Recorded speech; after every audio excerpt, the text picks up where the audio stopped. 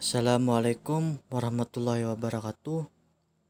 Di sini saya ingin menjelaskan tentang perekonomi terbuka dan teori inflasi yang disusun oleh kelompok 4 yang beranggota Gulda Bratni, Indra Rahman, Makrub, Najmi Anwaripai, Rahmat Padilah, Rahmatullah, dan dosen pengampu Ibu Mahdalina SPMP. Pertama, perekonomi terbuka dan teori inflasi. Perekonomian terbuka adalah perekonomian yang melibatkan diri dalam perdagangan internasional, ekspor dan impor, barang dan jasa serta modal dengan negara-negara lain. Perekonomian terbuka, perekonomian 4 sektor. Kegiatan ekonomi 4 sektor sering disebut perekonomian terbuka karena kegiatan ini tidak hanya melibatkan pelaku ekonomi di dalam negeri, tetapi juga masyarakat ekonomi di luar negeri.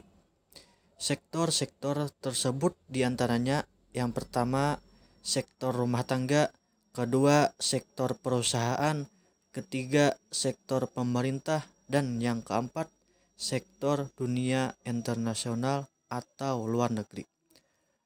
Perdagangan luar negeri dan kegiatan ekonomi. Yang pertama, ekspor adalah barang dan jasa yang diproduksi di dalam negeri dan dibeli oleh penduduk negara lain.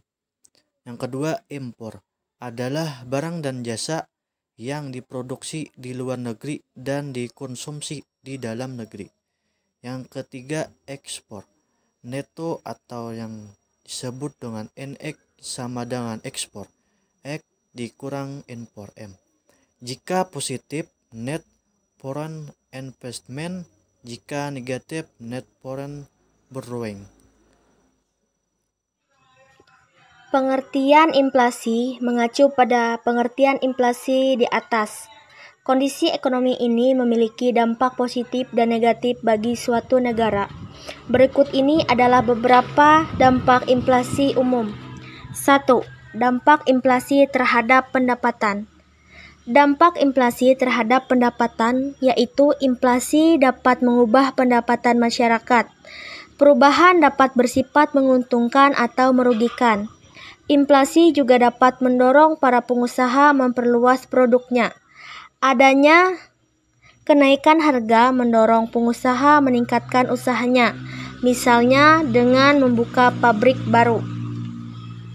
Kedua, dampak inflasi terhadap ekspor. Inflasi adalah kondisi perekonomian di mana terjadi kenaikan harga secara umum. Inflasi menyebabkan nilai uang yang kita miliki menjadi turun atau lebih rendah. Dampak inflasi terhadap ekspor ada 2. 1. Menurunnya daya saing ekspor. Kenaikan harga dalam negeri akan meningkatkan biaya produksi terhadap penjualan barang ekspor. Hal ini akan mengakibatkan harga jual ekspor meningkat. Peningkatan ini akan menurunkan daya saing ekspor terhadap negara lain. Kedua, devisa nilainya menjadi lebih rendah.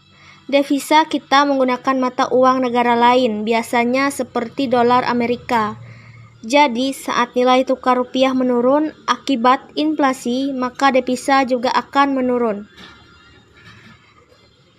Ketiga, dampak inflasi terhadap minat menabung.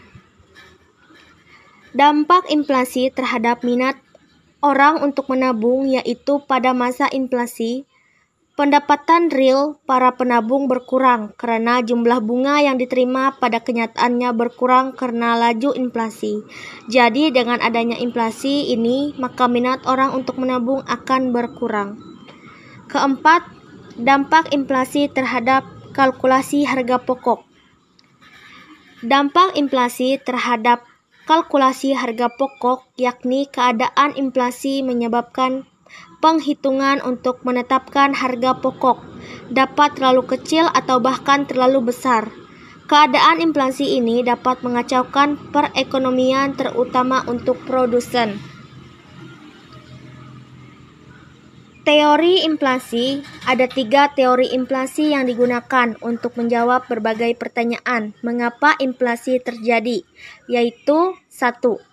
Teori kuantitas. Seperti yang disebutkan pada pengertian inflasi di atas, semakin banyak uang yang beredar, maka harga-harga akan naik.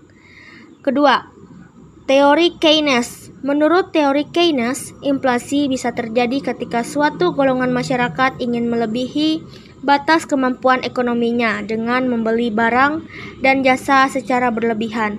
Sesuai hukum ekonomi, semakin banyak permintaan penawaran tetap, maka harga akan naik.